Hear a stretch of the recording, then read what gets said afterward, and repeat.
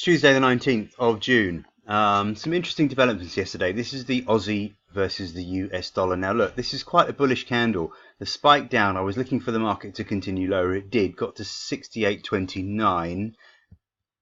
In fact, what I wrote was that the Aussie dollar broke the May low at 68.65.62 for a sell signal, targeting the most important support of the week at the 2016 low at 68.29.24. So the most important support of the week, 68.29.24, we bottomed exactly at 68.29. Now, if you had the guts to jump into a long there, that worked really well. I wasn't sure whether it would work or not, but it did work. Now we've rallied up significantly, about 50 pips or more. This is where it's interesting, right? We've got a bullish candle here, the spike down and the recovery, almost in what you could call an engulfing candle. It certainly engulfed the body, if not the whole candle. Here's the weekly chart. Now, if you were looking at the daily chart, you wouldn't have known this. So this is why you do have to keep an eye on your longer term charts. Now, oops. Okay, so just to widen this out, there's the 2016 low. I've got it at 68.29, 68.24. Now this could be a huge double bottom, and even on the weekly chart, you can see we've got a strong weekly candle. If we were to close above 68.60 this week, that would be quite positive and could confirm what you could certainly argue it's a huge double bottom. I think within the scope of the drop, yeah, it's not out of context, shall we say. So we're oversold on the weekly chart as well. That always helps. We're only just getting oversold on the daily chart, so nothing significant, but we could still recover from there. Not a double bottom on the daily chart, obviously. So look, there is a bullish argument here. There is an argument that the Aussie dollar will have a good recovery. Who knows? It might even be the start of a significant bull trend if I am right about this double bottom here. That's all I can say. Just bring your attention to it. So if we can hold above 68.75 today, we're looking for 69.00, 69.05. I don't really see any strong resistance until we get to 69.30, 69.40. So if you're holding longs, that's where you would want to take some profit up here and see what happens. After we rejected the rally on Monday, I wasn't too confident about the New Zealand dollar, but I still had key support at the May low of 64.80, and therefore a break below 64.70 was a sell signal. Well, we didn't get it. So if you were feeling lucky and you decided to buy into longs at the key support level, well, we didn't quite get there, but anyway, it's very clear we bounced off it. So that level held as well. Now, we don't quite have the same bullish candle that we have in the Aussie after the spike lower and the strong recovery.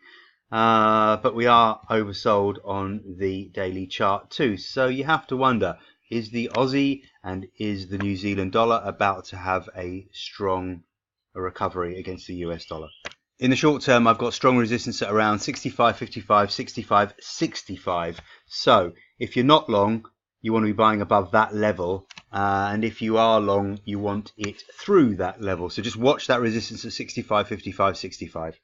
Dollar yen still struggling at that 108.50, 108.60 level. I got fooled a little bit this week when we got up through 108.60, but we only got as far as 108.72 on Monday, 108.67 on Tuesday. So if you were short there, not enough to stop you out with the move above 108.80, and a decent dip to 108.05 yesterday. So we'll see what happens. For me yesterday, I think I was negative below 108.40, but really unexciting. As you can see, we're really not having a lot of movement and we're really only trading sideways. Euro yen worked well this week. We were short at the selling opportunity at 121.95, 122.05 with stops above 122.20. That worked really nicely as we topped just 7 pips above that range. Yesterday we sold off as far as 121.05, so as there was a profit of, well, there was 90 pips at least profit in that trade yesterday. Yesterday it hit my targets of 121.30.25. We just missed the next target of 121.00 by 5 pips. But anyway, I'm hoping you made some decent money out of that trade.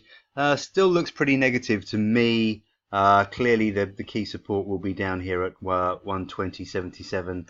That is the low of the move so far. Weekly chart not really telling me anything, so might be a wise idea just to leave this one alone. Actually, if you've made good money on that short trade, let's see if we bounce up to that resistance level again but right now it's not telling me an awful lot.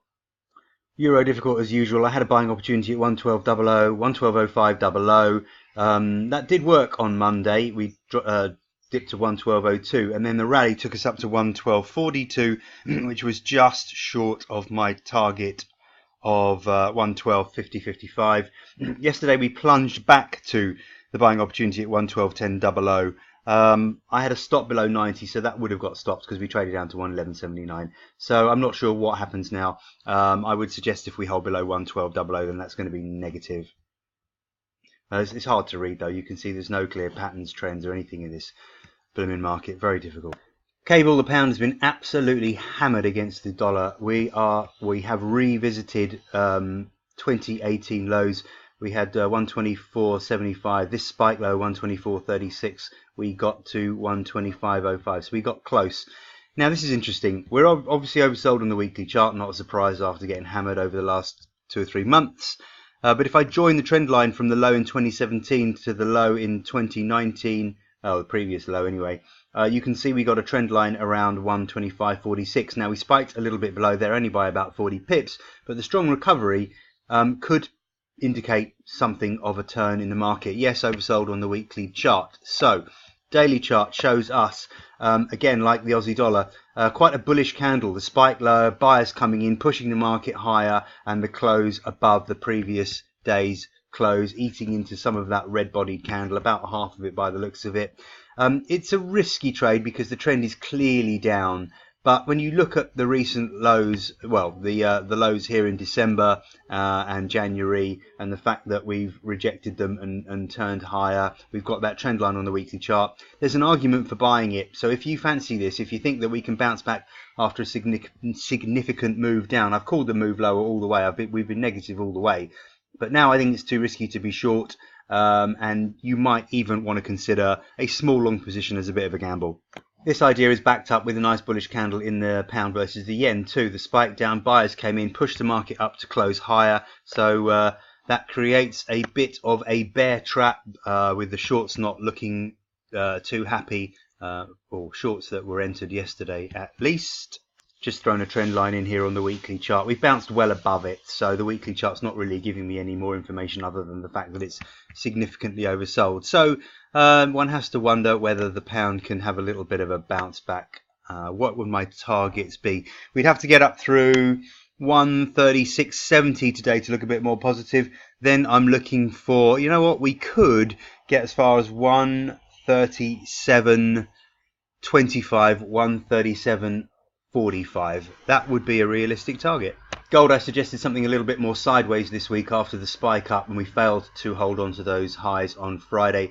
So Monday we spiked down and recovered just enough, I think, to get us into a long, and I think we were lucky enough not to get stopped out below 1333. Anyway, yesterday good recovery up to 1354, but again the gain could not be sustained and the sellers came in. So it looks like we're sort of starting a pattern of not being able to hold on to moves in either direction and then retracing those moves, as I sort of suggested would happen with a sideways movement this week. Difficult one to trade. It might be easier just to leave it alone. I would watch that support level, as I've put in my notes, at 1337, 1335. Unfortunately, we didn't quite reach there yesterday. We spiked down to 1338, so we missed it by a point. But I think that's the most relevant level on the downside. I suggested silver would trade sideways, and we declined at the beginning of the week, and then yesterday we recovered, got up to 1508. This is a tricky mess, really. Look at it. We're just spiking up and down sideways, up for a day or two, down for a day or two. I don't know what to make of it. The 200-day moving average isn't having any effect at all now. It looks like the 100-day moving average is having an effect, which is around 1513, so I'd suggest that a break above there would be positive. But other than that, I don't really know what to do with silver anymore. I've had some good ideas with it recently. We managed to catch most of this move down. We were buying it on the break above here, but I think I'm losing my grip on that market now. Okay, so oil is pushing higher, which is a bit of a surprise. I thought we would trade sideways, but there was some news out of Saudi Arabia yesterday, I think, which pushed oil back up. Now, we only reached as far as this important resistance level that you can see on the daily chart, the 23.6% fib at 54.38. we got to 54.31, so clearly that's going to be key, that sort of 54.30, 54.80 area, because the high for the month is at 54.84, so a break above here will be more positive.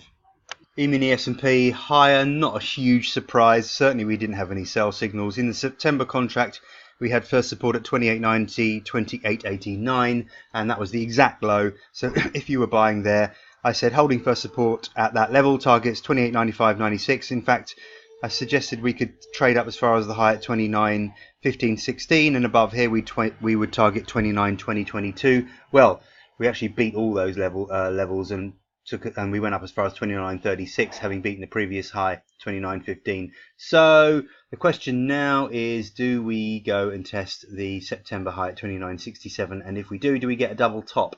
Right now we're in sort of no man's land, so I wouldn't be selling it. There isn't a sell signal, despite the fact that we're very overbought. I'm going to have to wait for any sell signal. A spike up and lower close would certainly be a negative candle on the daily chart. But for now, I wouldn't suggest a short. In the Nasdaq, I said that holding above minor support at 75.30.25 could take us up to the recovery high of 76.26. Well, we spiked a little bit below that that minor support, only by 10 ticks, and then we did recover nicely, and we actually beat the recovery high for the next target of 76.60.65, and we've even got through there. So again, this all looks pretty positive for the stock markets. We would need to get up through 76.70.75 today, because we've had a little pullback, to retest that high, and if we break up through 77.00, then obviously that's going to be positive. Again, no sell signal despite severely overbought conditions, so I wouldn't be shorting it at the moment. Wait for the sell signal.